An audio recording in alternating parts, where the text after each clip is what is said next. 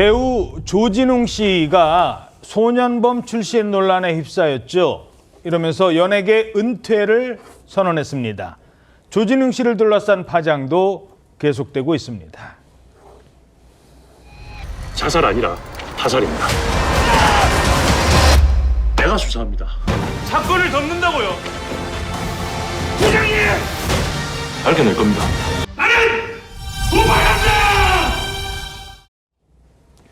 자, 의혹 제기 하루 만에 연예계 은퇴를 선언했다고요? 네, 그렇습니다. 조진웅 씨의 의혹이 처음 불거진 건 지난 5일이었습니다.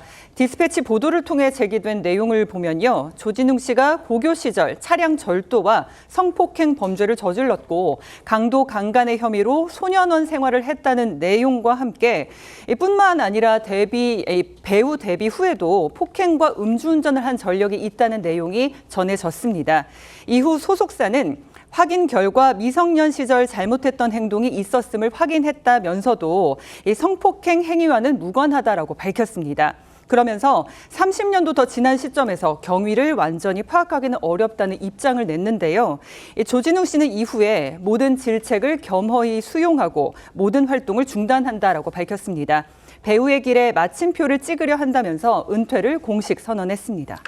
자, 그런데 일각에서는 과거도 문제지만 현재도 문제다, 이런 주장도 나왔다고 합니다. 이런 주장, 이게 무슨 얘기예요? 디스패치가 보도한 내용입니다. 그러니까 조진웅 씨가 한 영화 회식 자리에서 한 단역 배우에게 어떤 노래를 시켜보며 이거 불러봐라 이렇게 시켰다는 건데 네. 그 배우가 그 노래 모른다, 죄송하다 이렇게 말을 했다고 하는데 그때 조진웅 씨가 이 얼음통에 있는 얼음을 던지면서 선배가 시키는데 무시한다라고 하면서 달려들었다라는 것이고요. 그 자리에 있던 스태프, 다른 배우, 감독이 말려서 심한 폭행으로 이어지진 않았다고 하는데 이 일뿐만 아니라 다른 배우들과 매니저들도 이 술자리에서 뺨을 맞고 발기질을 당했다라는 주장을 보도를 한 것인데요. 그러니까 조진웅 씨와 함께 촬영했던 영화 관계자의 말은 과거도 문제지만 현재까지도 문제니까 문제다, 이런 말을 했다라는 사실을 보도를 했고, 그동안 알려지지 않았던 것일 뿐 배우로서 활동하면서 이런 폭행 관련한 일화들이 있고 반복적으로 일삼았다라는 주장입니다. 예.